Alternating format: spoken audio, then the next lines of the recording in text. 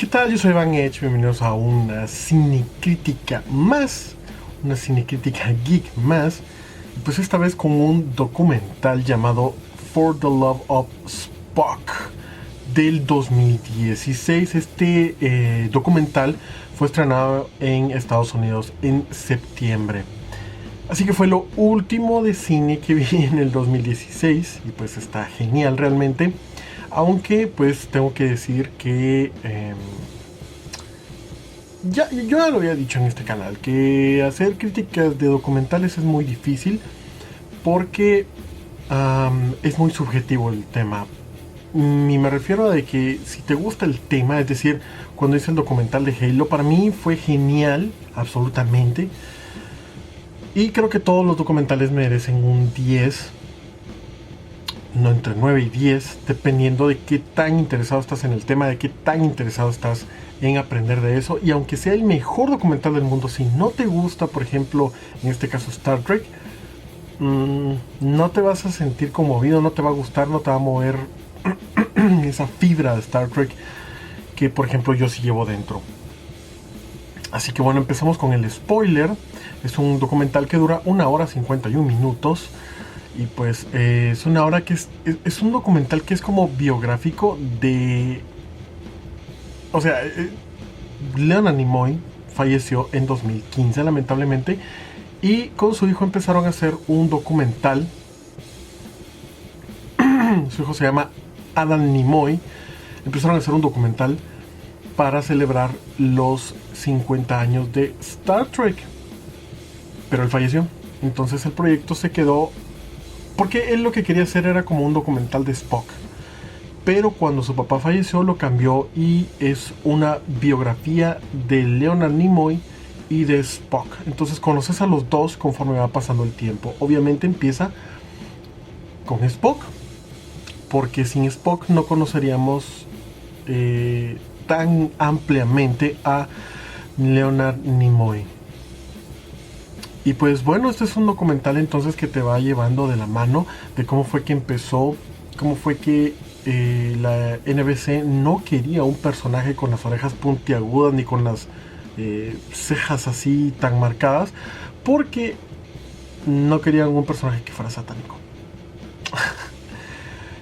Y rechazaron el primer piloto de esta serie, de la serie Star Trek,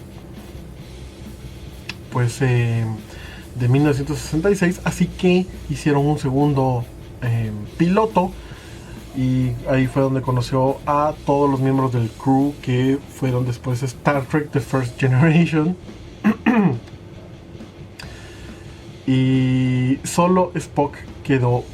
Entonces luego eso lo hicieron canon, hablaron de eso y pues fue genial realmente cómo lograron introducir el primer piloto en toda la serie. Realmente te lleva de la mano cómo fue que Spock fue evolucionando, cómo fue que se les ocurrió hacer el Live Long and Prosper, cómo fue que se les ocurrió que Spock levantara una ceja porque era mejor que una sola frase, cómo fue que se les ocurrió que el señor Spock tuviera esa actitud y que dijera fascinante en algunas de las escenas donde Spock no decía nada absolutamente, o todos están súper sorprendidos y no podían decir nada. Él decía fascinante. Entonces es muy interesante ver cómo el personaje fue evolucionando de mano de Leonard Nimoy.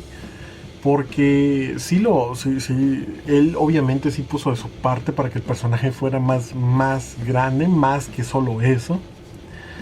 Y por otra parte, la vida de Leonard Nimoy era genial, era muy hogareño. Él había participado ya en algunas series de televisión. Después de Star Trek participó en la Misión Imposible, pero no le gustó tanto el challenge de hacer Misión Imposible porque pensó que era muy fácil.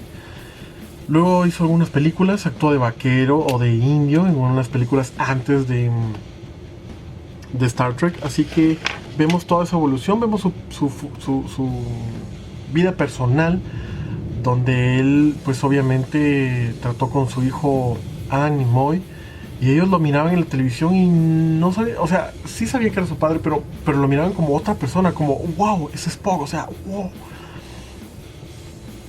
Él cometió la tontería de no quitar su dirección de, de las páginas amarillas. Entonces los fans llegaban a visitarlo y fue muy, muy molesto. Sí, era muy molesto. También lo llamaban por teléfono todo el tiempo a su casa. Y el fan mail de Star Trek, él dio su dirección por alguna razón y empezó a llegar a su casa y eran toneladas. Él al principio lo hacía personalmente, firmaba autógrafos de sus fotos y los mandaba, pero después de un tiempo fue exhaustivo y ya no lo hicieron. Y entonces ves cómo este personaje, cómo sufrió este personaje, perdón, este actor sufrió de su divorcio, sufrió un poco de alcoholismo. Cómo fue que cuando le dijeron que si quería regresar a ser el señor Spock, él dijo, sí, claro. Y empezaron las charlas con la película, pero la ABC era una mierda y había usado su imagen para vender Star Trek y figuritas de Star Trek todo el tiempo y él no le habían dado ni una sola regalía. Entonces, por eso fueron más que todas las peleas cuando hicieron la primera película de Star Trek, porque sí le tenían que dar a él cierta parte y después poder entrar a ser pues, su personaje nuevamente. Luego lo matan en la segunda película y él dirige la tercera película, pero lo reviven en la cuarta película su personaje. Entonces vive muchas cosas, sobre todo tenemos entrevistas con sus compañeros, obviamente su hijo, Adam Nimoy, habla mucho de cómo era su papá, más que Spock, cómo era su papá, cómo fue que quiso ser cantante, cómo fue que cantó. Tiene una canción increíble del Hobbit, es increíble, así increíble. Y luego ves entrevistas con los personajes de J.J. Abrams, obviamente con Zachary Quinto, pero él sale ya casi al final hablando de que Spock y que no sé cuánto, y cómo fue que conoció a Leonard Nimoy, cómo fue que Leonard Nimoy estaba tan emocionado de regresar a hacer su papel cuando ya ninguno del crew estaba pues preparado para hacer Star Trek. Él sí regresó a hacer Star Trek. Y pues bueno, de esto se trata el documental, hasta que pues Leonard Nimoy falleció. Y pues obviamente Spock desaparece del universo de Star Trek. Así que es un muy buen documental.